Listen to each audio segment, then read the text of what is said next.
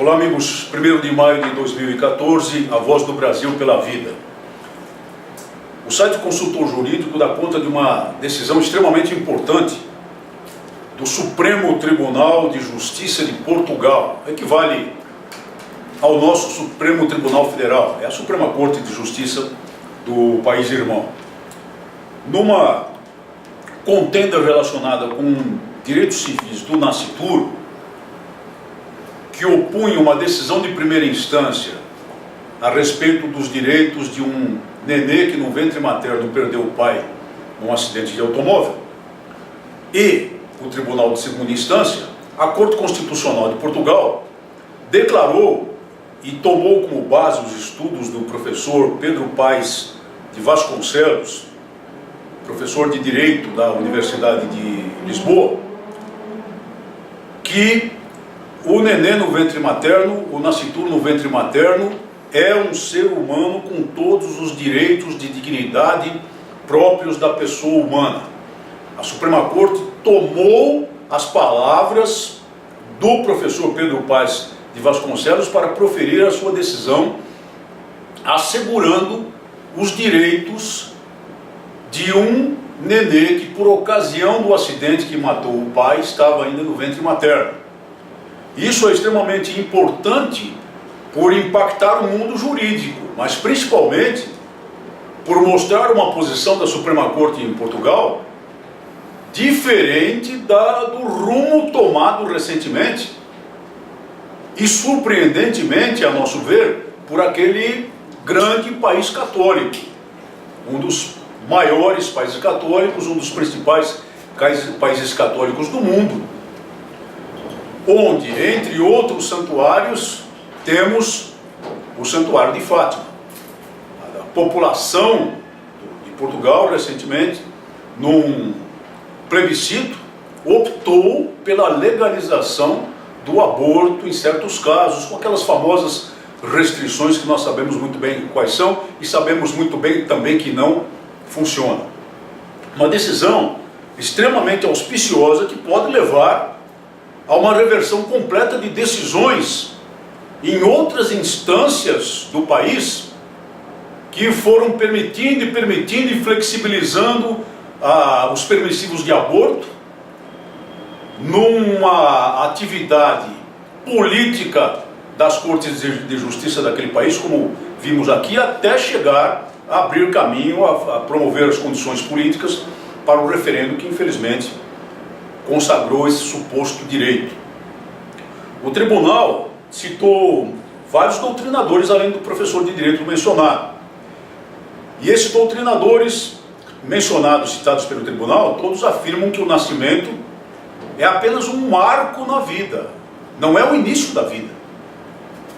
São pessoas, estudiosos, que, como nós afirmamos aqui frequentemente, dispõem de estudos não fundamentados na fé, não fundamentados na religião, mas fundamentados na biologia, fundamentados na ciência conhecida pela humanidade, a demonstrar que desde a fecundação existe uma vida humana independente, autônoma, uma nova vida humana.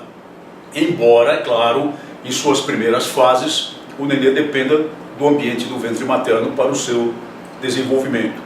E foi isso o que foi colocado pela Suprema Corte de Justiça de Portugal nessa decisão, que nos consola e nos dá força para continuar a nossa luta.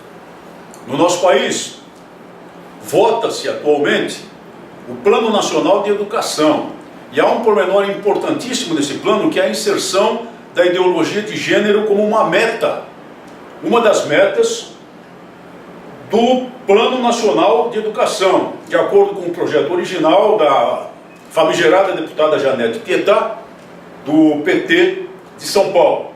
No inciso 3º do artigo 2º, o texto da Janete Pietá é o seguinte: a superação das desigualdades educacionais, com ênfase na promoção da igualdade racial, regional, de gênero e de orientação sexual. Ou seja, instilando no Plano Nacional de Educação as bases para que a subcultura gay seja não só não só praticada, mas seja estimulada nas mentes dos espíritos das crianças nos bancos escolares. O ponto importante é que no Senado esse item foi reformado por iniciativa do relator, senador Álvaro Dias, do PSDB do Paraná. E o Senado aprovou a redação de Álvaro Dias, que é uma redação muito mais interessante do país, ao afirmar que uma das metas do plano de educação é a superação das desigualdades. Sim, isso faz parte, evidentemente, dos projetos políticos de todos os partidos, e da dignidade de todas as pessoas. Ponto final. Basta dizer isso, porque exatamente isso é o que tem que ser ensinado às crianças, que todas as pessoas são iguais em dignidade. Agora, esse texto foi aprovado por unanimidade pelo plenário do Senado, mas ao voltar à Câmara dos Deputados, tentaram os redatores, os responsáveis originais pelo projeto, e principalmente a Janete Pietá e mais o Ângelo Vaioni, reintegrar o texto original. Parece que houve uma vitória agora, porque a comissão que analisa o projeto que voltou do Senado manteve a emenda na forma como veio do Senado. No entanto, o PT e todo o atual poder manobrou para votar um destaque que será votado proximamente em maio, a fim de, por uma manobra regimental, reinserir o texto como original.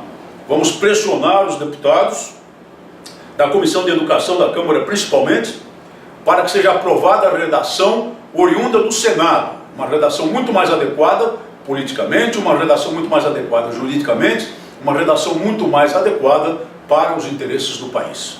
Nós somos contra o aborto. E esse tema não é de aborto? É sim, porque é um tema de revolução cultural. E da mesma maneira como fazem lavagem cerebral nas crianças para aceitar todos os itens e dogmas da revolução cultural, as preparam para aceitar também o aborto como uma coisa natural desde os bancos escolares. Aborto é homicídio qualificado a sangue frio, mas é muito fácil praticá-lo, porque o matador não olha a vítima nos olhos e não escuta o seu grito de terror. Muito obrigado por sua atenção e até o nosso próximo programa.